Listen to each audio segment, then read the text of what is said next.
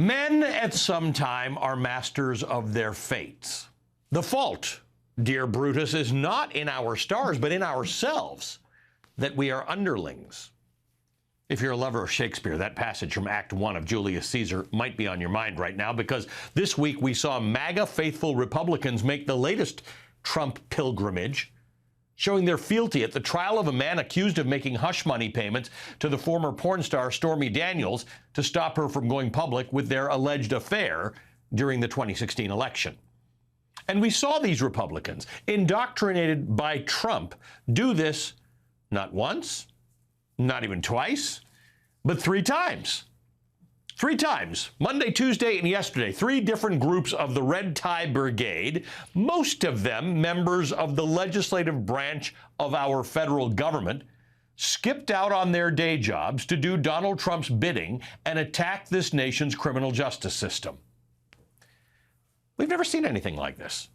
And while this performative display of devotion to Trump is a lot of things, unethical, anti-democratic, demoralizing, and just really cringy, it's also, and this isn't exactly a journalistic way of describing something, it's also weird as hell. It's just phenomenally bizarre. Imagine trying to explain what's happening right now, this week, to yourself from 10 years ago. Remember 2014, before Donald Trump came down that wretched escalator and began his one-man mission of destroying seemingly every norm he possibly could in American politics? Imagine telling that version of yourself from 10 years ago that the guy from the "You're Fired" reality show has rendered the Republican Party into a bunch of servile sycophants willing to attack the criminal justice system for a guy on criminal trial in a cover-up scandal involving a porn star. The Party of Lincoln, they call it. The Law and Order Party. And these are members of Congress making this Trump trek, including the Speaker of the House of Representatives, people elected by voters like you and me, people whose salaries are paid for with our taxes, yours and mine. These obsequious lackeys are playing hooky from their day jobs to parade before reporters at the behest of their dear leader, who has conditioned them into this madness. This is the boiling frog experiment on steroids. Imagine if you told your boss you were going to miss tomorrow's appointment or shift or team meeting because you had a friend who's not really a friend on trial for something like this. The missing MAGA lawmakers did not go unnoticed on Capitol Hill this week, by the way. That was especially true in Republican-led House committee hearings, where those Republicans doing Donald Trump's bidding are attacking his campaign rival, President Biden, and his Attorney General, Merrick Garland.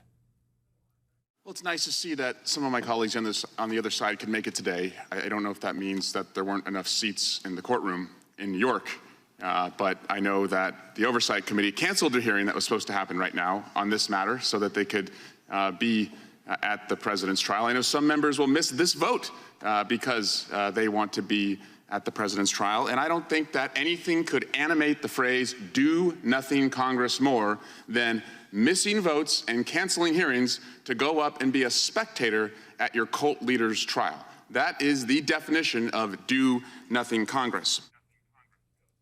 Now, these hearings are investigations themselves in search of a crime.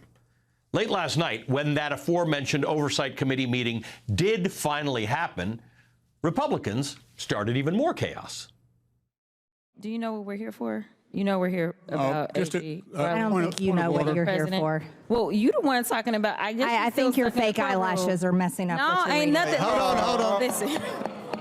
Order. Mr. Chairman, That's beneath even the order of your committee. Order. I do have a point of order, and I would like to move to take down Ms. Green's words. That is absolutely unacceptable. How dare you attack the physical appearance of another person? Are your feelings hurt? Her words down. Aw. Oh, girl, baby girl. Oh, really? Don't even play. I'm just curious, just to better understand your ruling. If someone on this committee then starts talking about somebody's bleach blonde, bad-built butch body, that would not be engaging in personalities, correct? What now? Chairman, I make a motion to strike those words. I don't think that's a part of it. I'm trying to find clarification on what qualifies. Chairman, motion to strike those words. I had no idea what you just said. We're not gonna do this. Look, you guys earlier literally just said You Democrats- just voted to do Y'all did it. it first, so you You don't want to just talk about it. voted to do it. Okay, that's what got all the attention. What didn't get the attention it deserved are moments like this from Congresswoman Crockett, who'll join us in a moment. This idea of lacking all decorum, decency has left the building when the stench of Donald Trump showed up. And so we've seen constantly from him how he mocks people. We've seen in this committee how different members want to mock other members.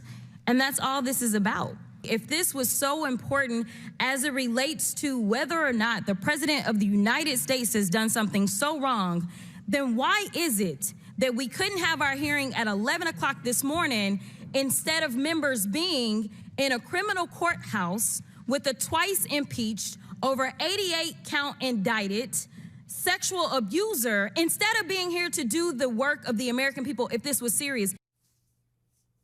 It wasn't just Democrats calling out the trial-bound caravan of Republicans groveling to Trump. Earlier this week, Republican Senator Lisa Murkowski told Huffington Post, quote, "Do we have something to do around here other than watch a stupid porn trial? I mean, this is ridiculous." Now, it's a fair question because the answer is yes. Members of Congress do have a lot more things to do, except that's not what Republicans do anymore. They don't work with Democrats to find common ground and pass laws to make life better for Americans like you and me. Like those frogs in the boiling pot, Trump has conditioned them, broken norm by broken norm, to spread the American carnage that he talked about in his very first moments as president on his inauguration day. The number of Republicans who remain unwilling to bend the knee is growing smaller and smaller. This week of insanity was capped off with the New York Times reporting yet another Trump-induced controversy for the Supreme Court.